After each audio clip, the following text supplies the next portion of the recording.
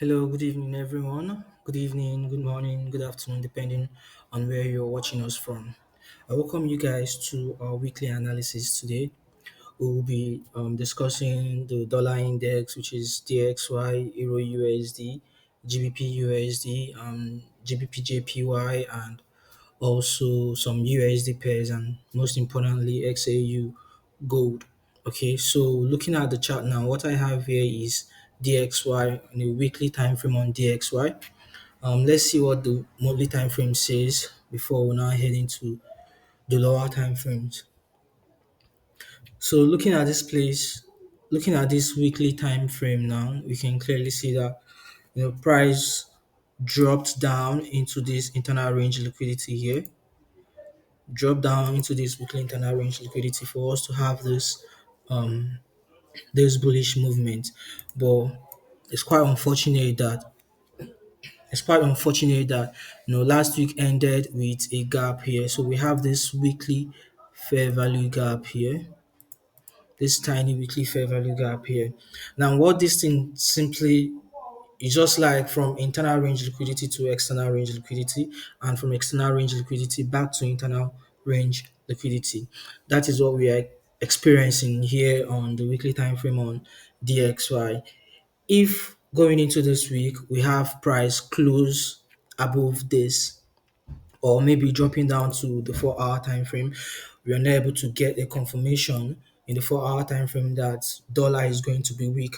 But of course, looking at the interest rates, looking at the fundamentals, the interest rate it was left untouched. Right, which simply means it's dovish. So had it been that the increased interest rate is going to be a hawkish, it's going to be hawkish rather. Sorry about that. But since the interest rate was unchanged, right, we'll experience a weaker dollar into this week. All right. So let's quickly take a look at Euro USD and see what we are going to get from Euro USD. So here, looking at Euro USD from the monthly time frame, looking at Euro USD from the monthly time frame, we can clearly see that this external range liquidity here is being taken out, right? And price gave us internal range liquidity. If you've been following my analysis very, very well, you know that I just have one pattern of trading. Okay, I have to remove all this drawing. I just have one pattern of trading. Whenever price gets to the internal, that's my point of interest. From internal, I'm expecting price back to external, or from external, I'm expecting back price back to the internal range liquidity. So looking at this Euro USD from the monthly time frame, we can clearly see that this external range liquidity here is taken out. Now this is a monthly time frame, right? And we have this internal range liquidity here, this monthly fair value gap here. Now I'm expecting Euro USD, to give us that bullish movement into this monthly internal range liquidity for us to continue seeing um, price dropping. All right. Now going down to the daily time frame, let's see what we are going to get from the daily time frame. So here on the daily time frame, we can clearly see this turtle soup that happened. We have this aggressive movement or this displacement to the upside, and also this structure shift. We have this structure shifts. So looking closely, what else can I see on this Euro USD on the daily time frame? I have this daily fair value gap. I have this daily fair value gap. Now, mind you, I'm not going in immediately price gets into this daily fair value gap. I have to go down to the 1 hour time frame. What do I want to see in the 1 hour time frame? I want to see price give me a change of reaction, telling me that they want to take price from this bullish order flow to the bearish order flow for us to come for this external range liquidity here. For us to come for this external range liquidity here. So going into this week on Euro USD, I'm expecting to see some bullish signs on Euro USD. Reason being that the interest rate was dovish, right? The interest rate was dovish. So, it's a weaker dollar, of course, and definitely euro is going to be stronger. All right. This is what I'm expecting on Euro USD coming this week from this internal range liquidity here to this external range liquidity until we're able to get into this monthly fair value gap resting above here. This monthly fair value gap here. So let's really take a look at GBPUSD and see what we're going to get from GBPUSD, pound to USD. Move our drawing, drop. So just like the same thing we are seeing on Euro USD, the same kind of structure or the same kind of pattern happening here on GBP USD. You can clearly see that price took out this external range liquidity here. Price took out this external range liquidity here, right? And what else do I need price to do? I want price to come back for the internal range liquidity. And do I have any internal range liquidity over here? Yes, of course I do. I have this monthly fair value gap here. I have this monthly fair value gap here, and I'm expecting price to push up into this monthly fair value gap before we continue seeing some decrease or some decline on GBP USD. So dropping lower to the daily time frame, let's see what we're going to get from the daily time frame. Now we can clearly see that we've seen that structure shift. We have that structure shift from this daily time frame, right? Price breaking structure to the upside, breaking structure to the upside, and I have this other block here.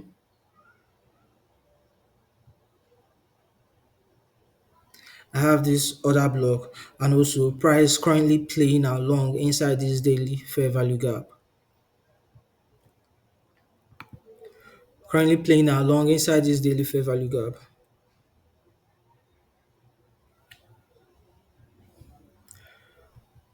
So I'm still expecting that bullish movement on GBP USD, Euro USD, and some decline on the USD pairs. All right. For Euro USD, we're expecting a bullish movement this week, and also GBP USD, we're expecting a bullish movement this week.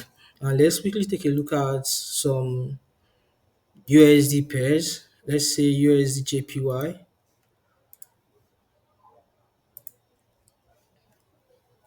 So looking at USD JPY, looking at USD JPY from the monthly time frame, we can clearly see that price closed above this monthly fair value gap here.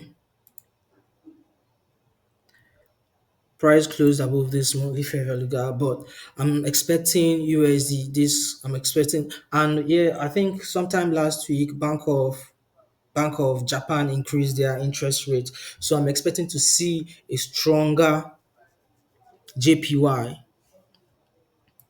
Now dropping down to the daily time frame, let's see what we're going to get from the daily time frame and the weekly time frame. So basically, USD JPY is a no for me because I don't like the kind of structure I'm seeing on USD JPY alongside the fundamentals from the Bank of Japan. So USD JPY is going to be out of my watch list this week. Let's quickly take a look at USD CHF. Let's see what's happening on USD CHF.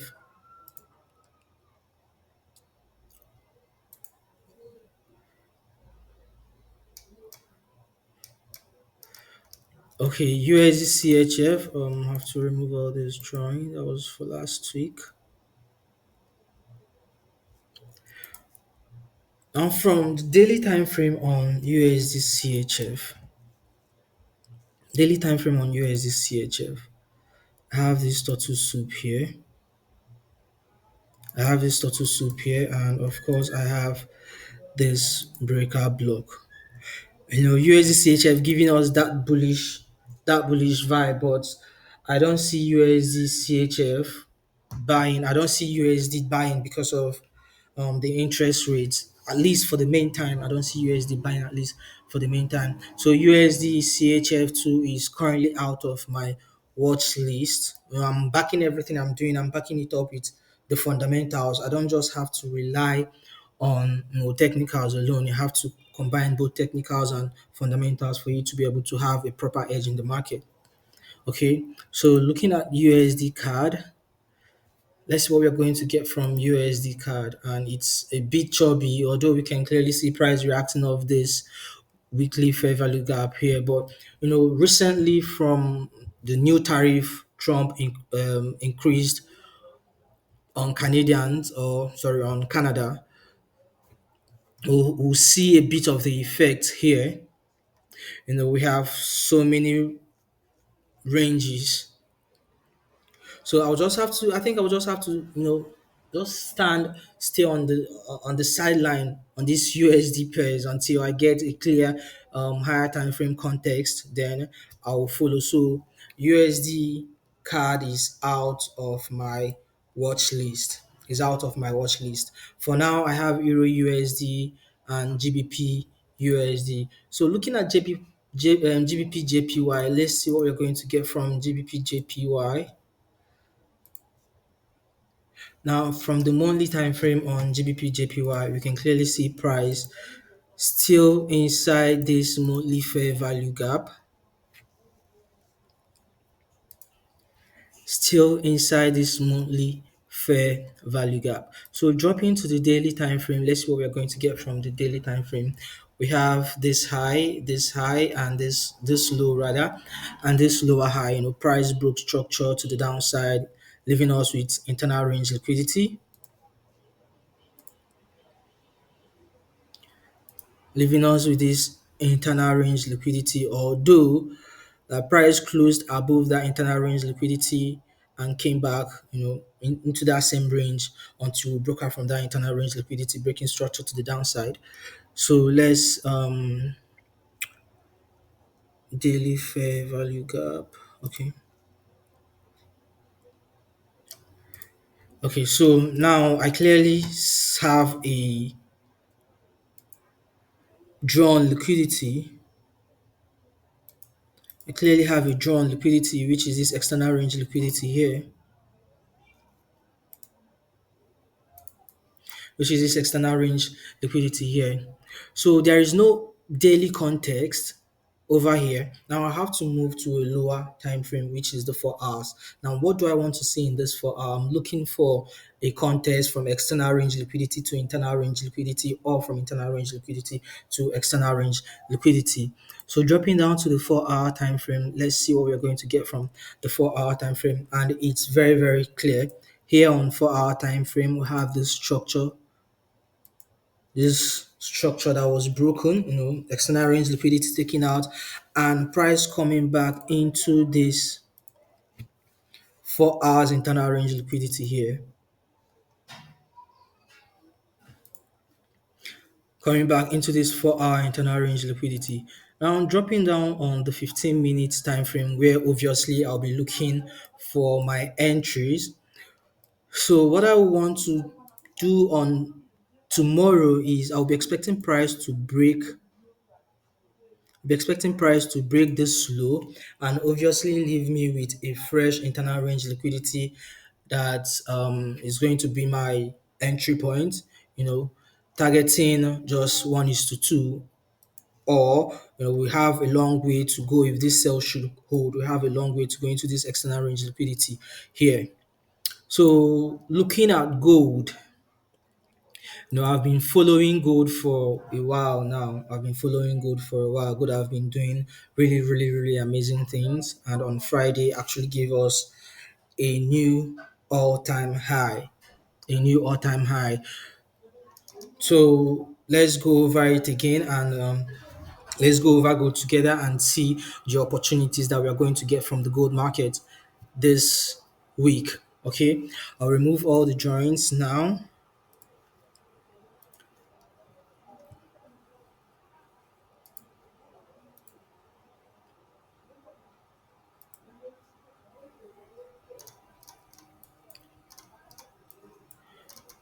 So looking at gold from the monthly time frame,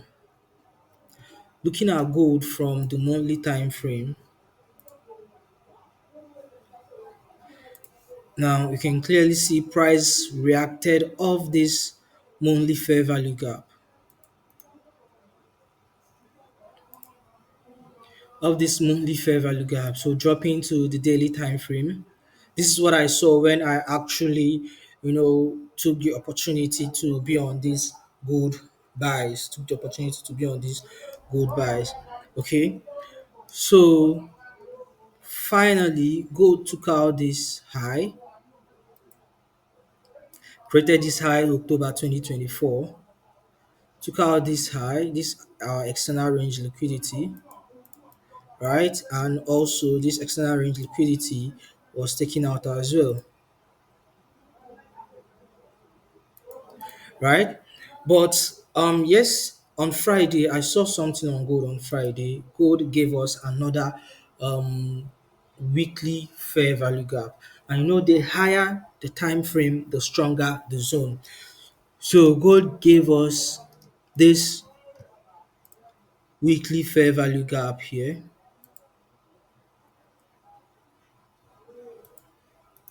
Now we have 2 points of interest on gold. We have 2 points of interest on gold. So my best bet on gold, based on what I've seen, based on what I've observed in the market for a couple of time now, price always reacts to the higher time frame point of interest. Price always reacts to higher time frame point of interest. Okay.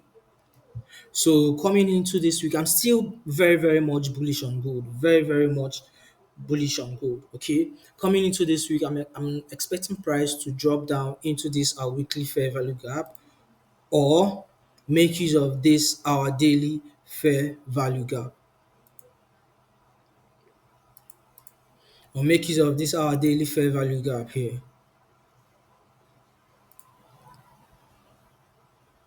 So this is what I'm expecting on gold. A continuation of this bullish run, from this daily fair value gap, or drop down into this weekly fair value gap. All right. So Euro USD, I'm bullish on Euro USD. GBP USD, I'm bullish on GBP USD. GBP JPY, I'm bullish on GBP JPY, and gold, I'm bullish on gold. So these are the pairs I'm looking at, going into this week, this trading week. All right. I wish everyone here a wonderful and a peaceful week. Cheers, everybody, and enjoy the rest of your day. Bye.